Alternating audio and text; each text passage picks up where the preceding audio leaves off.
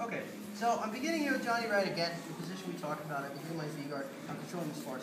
All kinds of cool stuff I can do with this sleeve, by the way. If I wanted to right now, because he doesn't really, it's going to be super hard for me to control this leg, I could probably pull the close guard.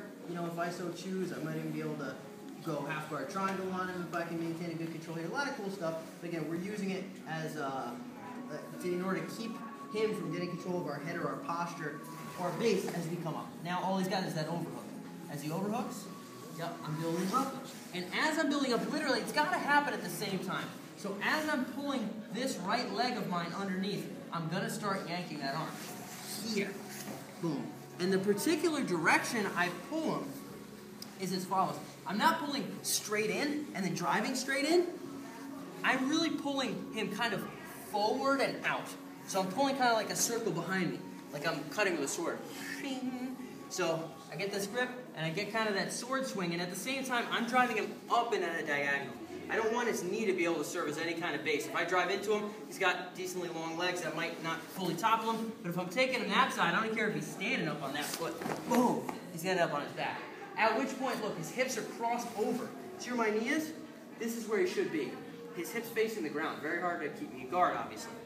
So I'm here in position, this foot hatching over here. So I capture him. I get that windshield wiper action. Now I back step until I can pin the hips again, until I can back step again, and I can settle to the side control. Now, here's something that came up with John that I'm going to bring up for everybody else. Right now, is this side control? No, coach.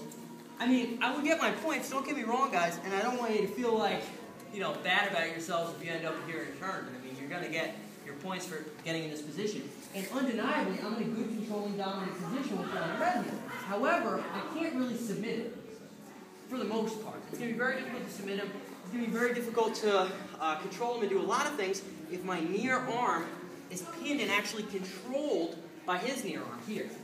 Right?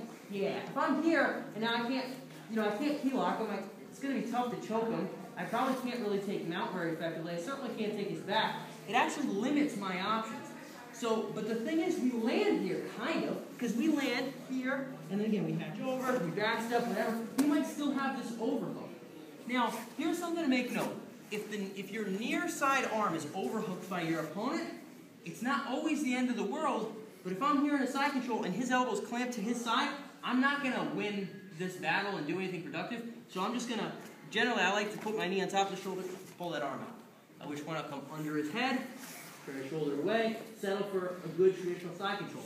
However, if in the course of my transition, I have his arm, and I can actually get my elbow to the point of his elbow and wind it up so it folds into his head, now, even though I have an underhook on both sides, this is perfectly fine. Because this arm is owning him right now. I'm able to set up arm bars, back takes. He's in a worse off position here.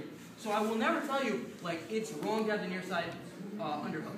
But it's really only correct if you're able to use it for yourself. This is me winning with it. This is Johnny Red winning with it. I'll never submit him here. And then if we go this way, boom, he's very likely to get submitted here. He's in a really rough spot.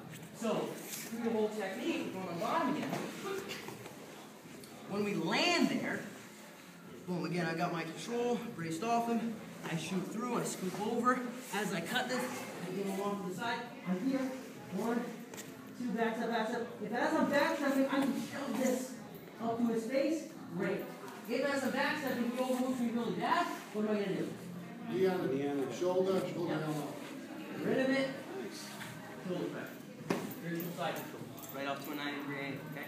So if you do end up under the near arm, great. Fold it to his head. Can't, pull it out, turn his chin away. Okay? Little